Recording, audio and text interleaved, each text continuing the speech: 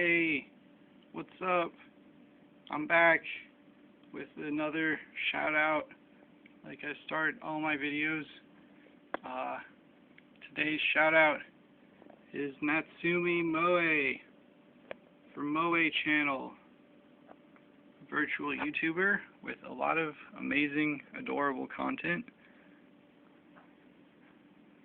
You know, everyone who has not subscribed, or if you're looking for an English VTuber, I've suggested a lot of Japanese ones. I didn't even know they were both from Hololive, but anyway, so this is an English VTuber, and go ahead and throw her a subscription. Throw her a sub there. Great channel. My God, this is some primo VTuber experiences. You'll love it. Really top quality stuff. Very nice. And as for my musical shout out, yeah, you heard the intro there. That's Crakk Nicholson. And this is just the official music video trailer for Crakk Nicholson. It's freaking great. My guys, it's freaking probably one of the best videos that's ever been put on YouTube, is the Crakk Nicholson video, and I'm glad it's still up. You know, this is from way back in the day. I'm sure I'd already downloaded it, but I re-downloaded this. It's like, damn, thank goodness this hasn't been deleted at least. It's good stuff. So yeah, guys, check it out. Check out that Crakk Nicholson. Check out that Natsumi Moe. And yeah, that's my intro. Alright. I filmed the intro at the end, and you can't stop me.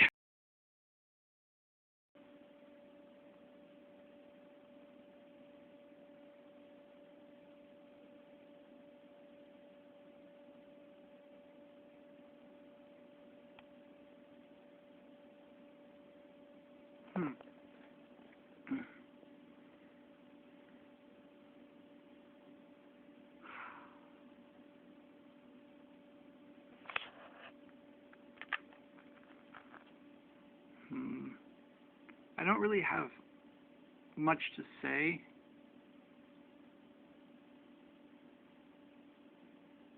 I might as well have a little bit of fun and read some comments.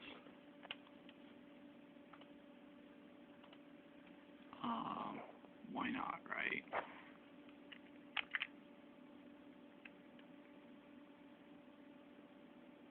Oh, fuck it.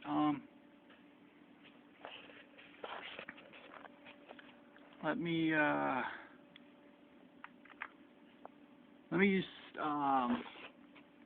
it's like some kind of demoralization effort or something. And so you have to get above that and not let it affect you. Like, whether, you know, conspiracy or not type of questions aside,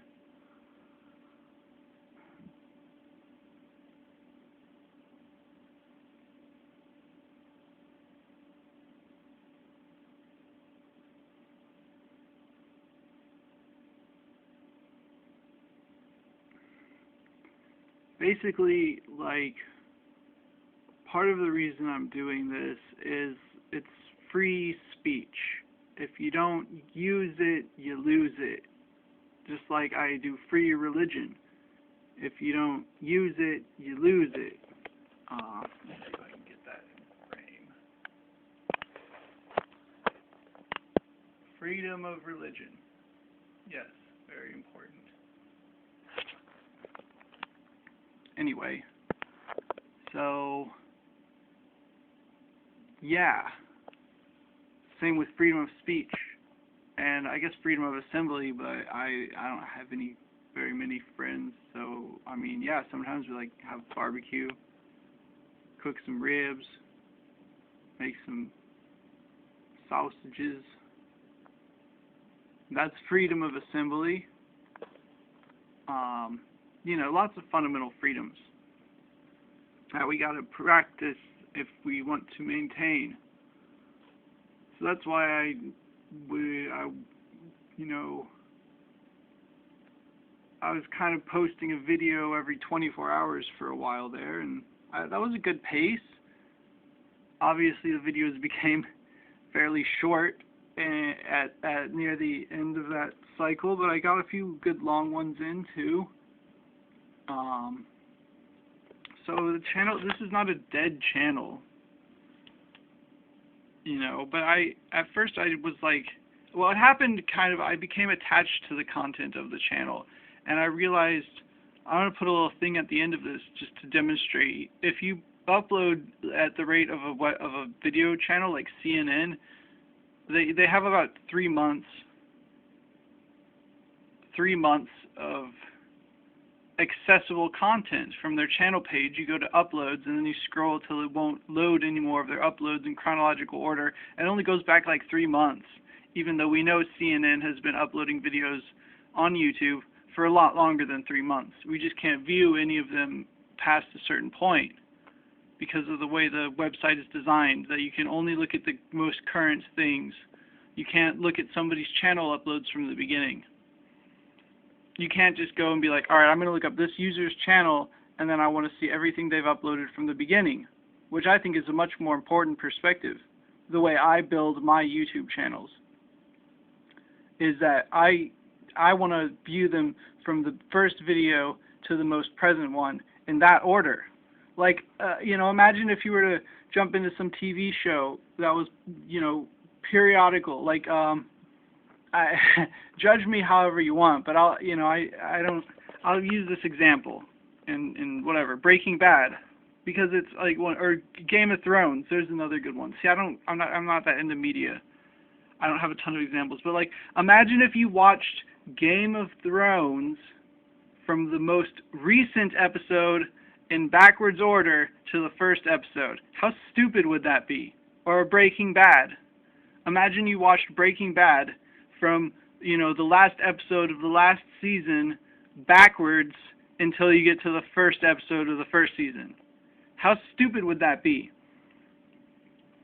And so I feel like arranging a YouTube channel fucking backwards doesn't make sense. Like a news channel, I get it. You know, CNN, most people, like, I'm different. I wanted to see the first video CNN uploaded. I wanted to know what was the first video that CNN uploaded to YouTube. And I can't look that up. Most people don't care, but I care. Because I fancy myself to try to be a bit more on the contemporary news side. But at the same time, like, I try very deliberately to lay a foundation and not excessively repeat myself. So, because of that, I want people to be able to access the first videos I make. I want to be able to, my viewers, I want them to be able to watch my channel from the beginning to the most present recent video, in that order. Because I think that's more important. It makes more sense. For me, for the content I produce, it makes more sense to watch them oldest to newest instead of newest to oldest. It doesn't make as much sense. Because I'll make references that you're not going to get because I'm referring the old stuff. If you watch from the beginning, I'm not going to make any references to other previous, not like that much, you know. Anyway.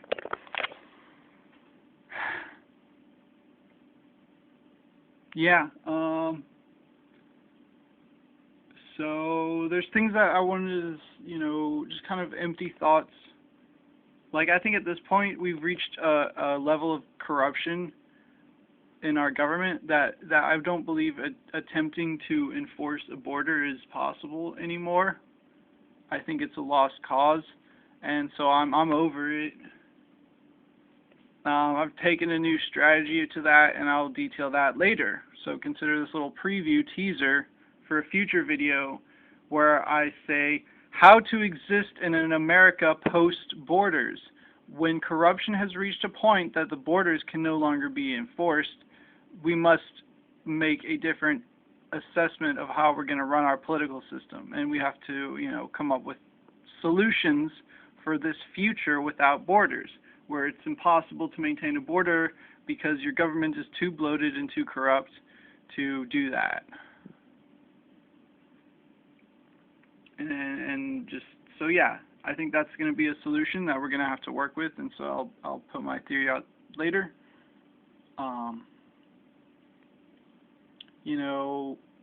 It's Ebola Chan's birthday. That was the video that I never uploaded because I was gonna do something for Ebola Chan's birthday, and I did, and I made a nice video for her too, and maybe I'll put that up next year or something. But yeah, happy 5th birthday, Ebola Chan.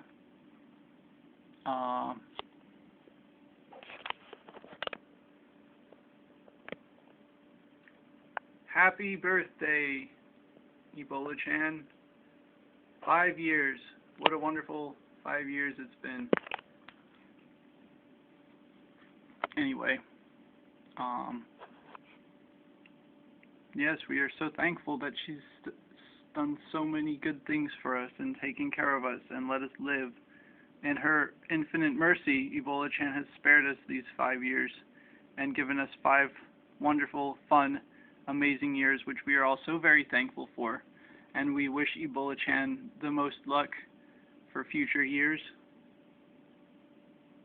as she continues to mercifully and mercilessly grant us life. And we thank her for that. Yeah, and then, it was so hard for me to even say anything about what happened.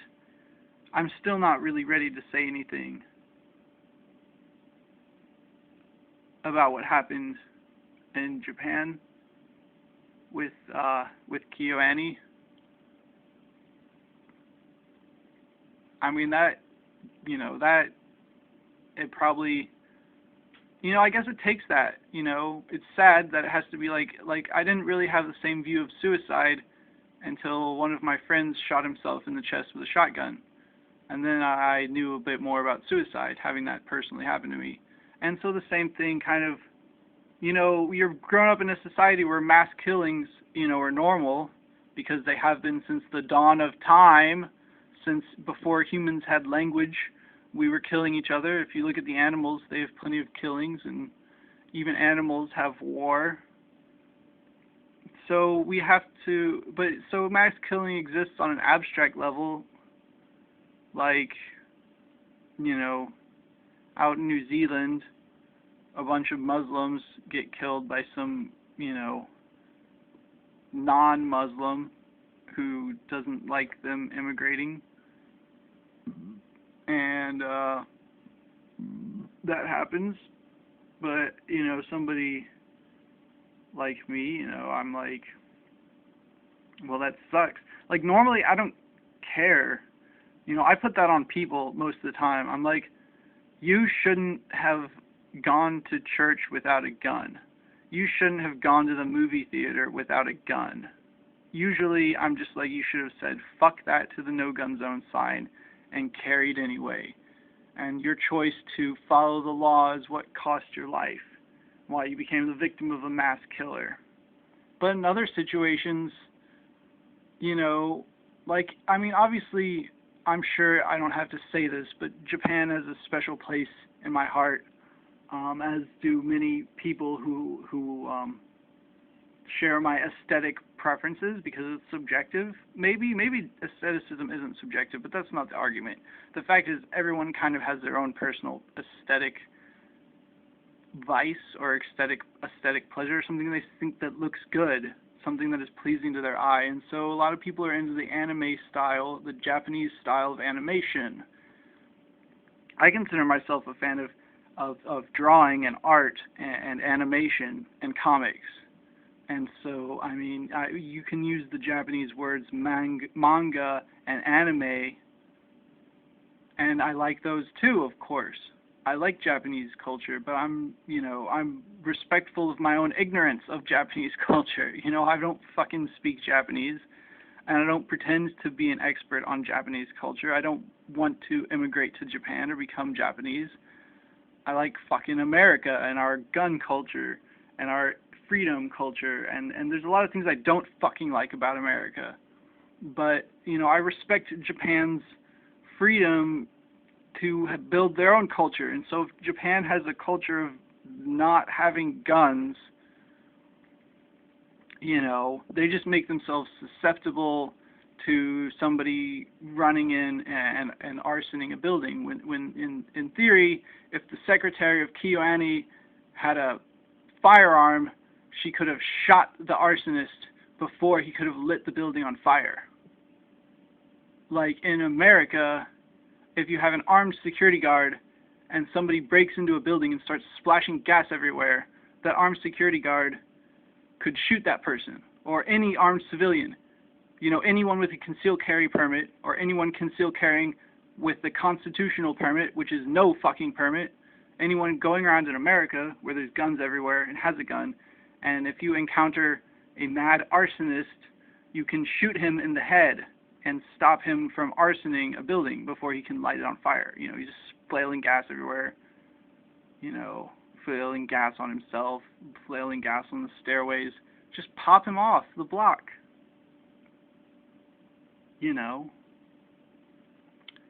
Anyway, but no, Japan doesn't have guns, and that's their cultural history. I mean, we did that to them when we beat them in World War II. We took away all their guns again, and they even have that history of the sword ban. See how well that gun banning, sword banning shit worked out for Japan.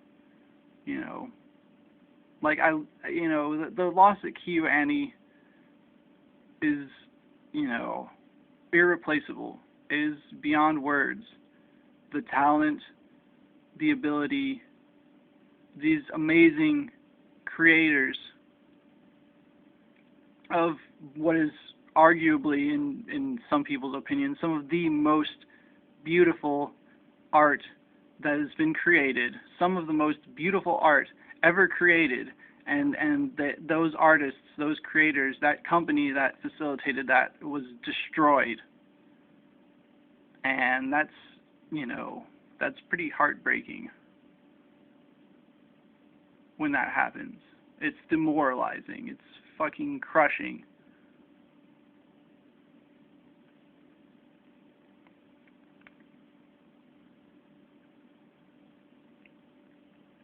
So, that when they say we need a moment of silence, if you're not in it, grieving the loss, you might be like, whatever, don't take away my free speech. Yeah, of course, we don't want to take away your free speech, but at the same time, if you're in a state of loss, where something that you cared about has been lost, you don't even want to hear those reactionary fuckers, ban this and that, oh, if only we had just changed this, that, or the other. If only the fire codes were different. If only the secretary had a gun. If only we banned gasoline sales.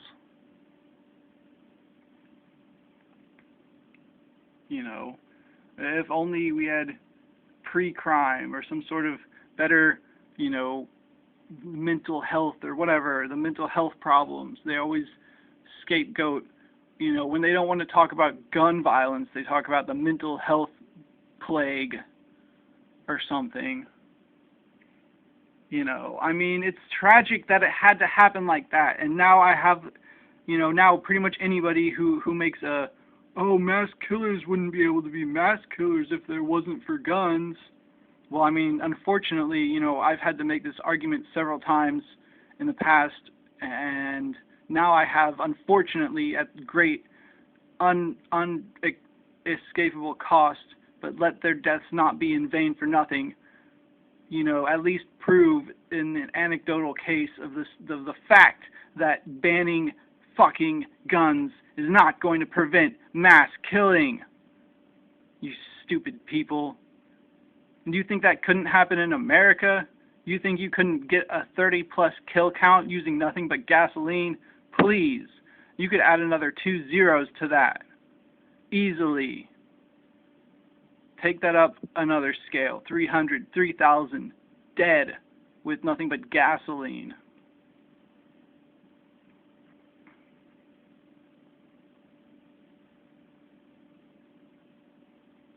Or any other flammable substance. You know, whatever.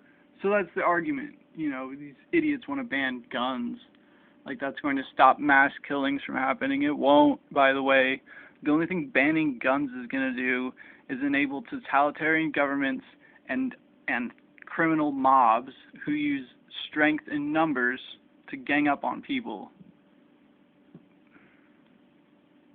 Because that's the whole benefit of, you know, is exactly why they criticize that. If one person can kill multiple people with a firearm, if we only had swords, then it would be forced to go to one-on-one combat. Yeah, and then things would be like mob rule. Whatever the biggest mob had would win. But when you have firearms, you know, maybe that's why, you know, a lot of, you know, because guns cost money and take time to get good at. Yeah? Swords cost money, you know. Karate lessons and jujutsu practicing costs money and time to get good at. You know, if you want to be able to protect yourself against violence, you have to make investments in your abilities. You know, oh, it's not fair, there's disabled people. You know. Well, of course, you know, that, like, as if we could somehow enforce universal fairness. It's just like moving the goalpost on myself, pretty much. You know, I don't even, this video's trailed on for quite a while.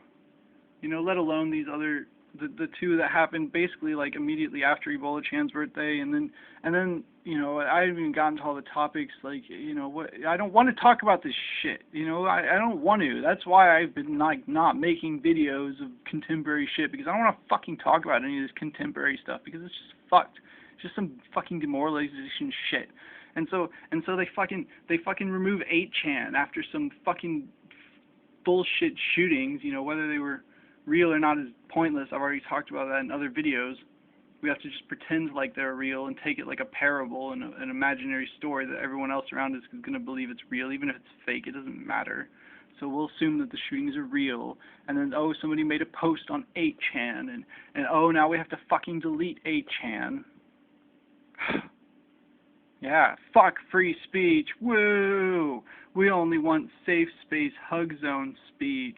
You know, fucking, not very many people know, but one of the central boards of Ebola Chan culture, of Ebola Chan people who appreciated Ebola Chan for whatever reason. Maybe they worshipped her, maybe they didn't, maybe they just enjoyed the Ebola virus, who knows. What brought us all together on the Ebola board of 8chan is gone. The church, at least any church that I've ever known for Ebola Chan, any central place for us Ebola Chan fans to gather and talk about the Ebola epidemic and Ebola Chan is gone now.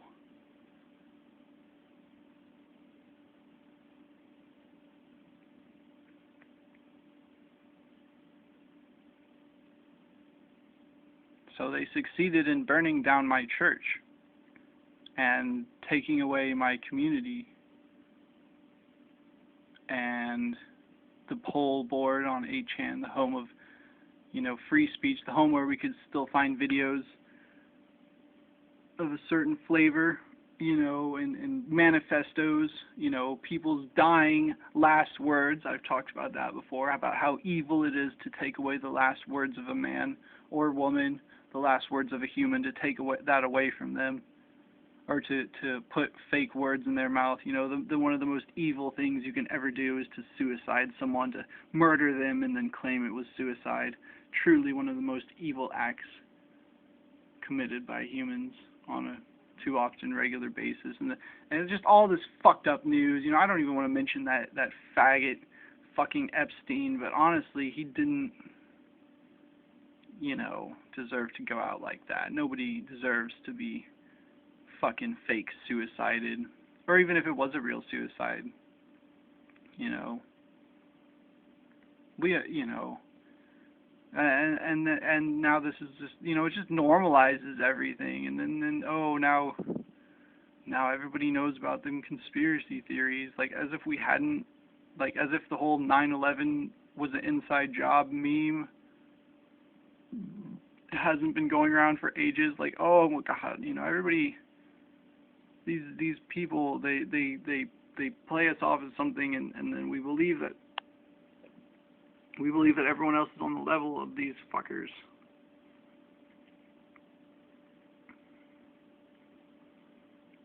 You know, we believe that which they have created. We give it too much weight.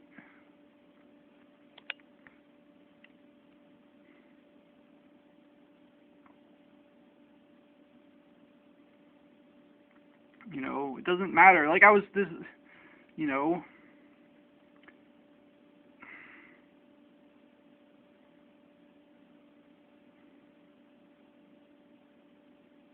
there are solutions to these fundamental social problems, and they are within our reach. And that is what I'm learning slowly, day by day. And part of that solution is the armament of the populace, to give everyone the freedom to have weapons. That's only a part of the solution. Part of the solution is by giving people free speech and the freedom to express themselves and to say whatever they need to say.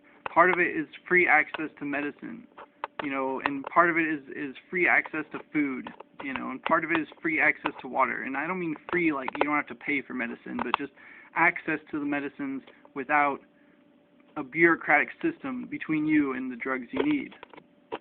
You know, I'm pro-legalization of everything. I've talked about that before. You know, whether it's heroin or meth or fucking alcohol or tobacco. I don't give a shit what your medicine of choice is. High fructose corn syrup, MSG, pick your fucking poison.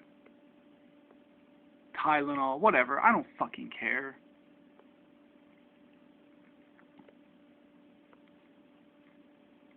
You know, people need inherent freedoms to mitigate their suffering.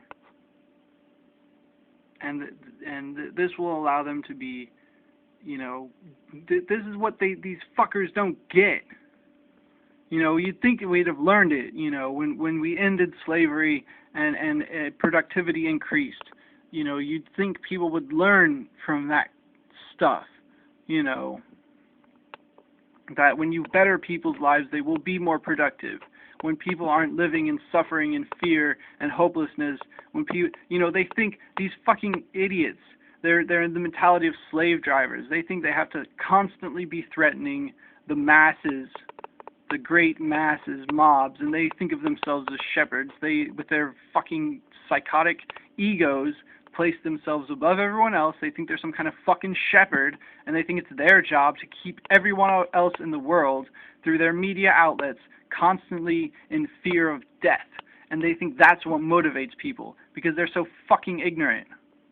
They're so fucking ignorant of their own motivation. See, these people are projecting. These people foolishly believe that they are being motivated by fear themselves, and they're not. Everyone is motivated by love at the core of their essence. And the people who are confused, they think that they're being motivated by fear, but they're not. They're being motivated by love, but they think it's fear. They think fear is what causes their own motivation, and so they think that fear is the only way to motivate anyone else. And so they project that onto the whole world, and then they constantly put out fear propaganda because they believe that that's how they have to motivate people, and they're fucking wrong. They're fucking wrong. You don't motivate people with fear. You know, you can motivate a big mob of people to lynch you with fear, but you're not going to be able to motivate people to work on a farm.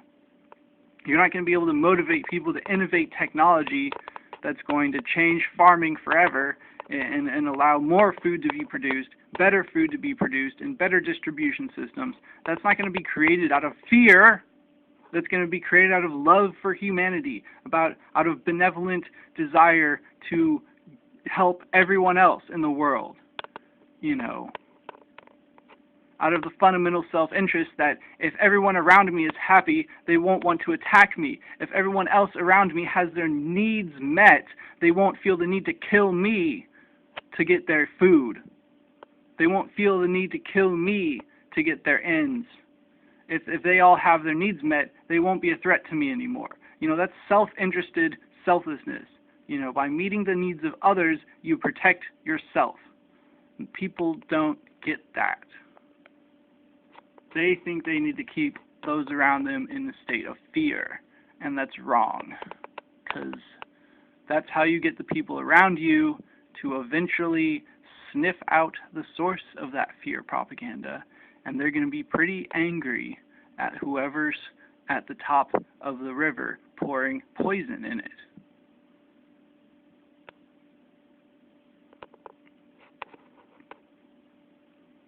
So that's fundamentally my message of the day. After all this time, if you sat through and listened to this painfully slow mental processing, my message is that we should motivate each other out of love, not out of fear.